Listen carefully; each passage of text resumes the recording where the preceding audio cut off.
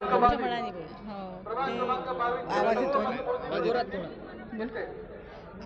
मी doctor Archana Sanjay Atram, प्रभाग क्रमांक 8, जोग stadium चपराशीपुरा येथून बबलूभाऊ शेखावत यांच्या पॅनलमध्ये भारतीय राष्ट्रीय काँग्रेसचे उमेदवार म्हणून निवडून आले.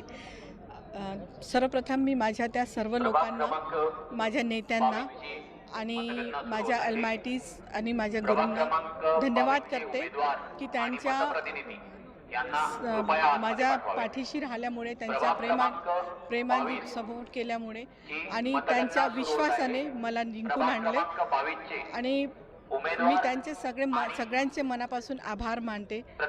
सर्वप्रथम बबलूभाऊ शेखावत यांचे, फिरोजभाई आणि आमच्या जयश्रीताई यांचे आणि माझ्या फॅमिलीचे मी मनापासून आभार मानते. त्या सर्व बंधू आणि भगिनींनी ज्यांनी मला सपोर्ट केला. मी पहिल्यांदा उभी राहिली.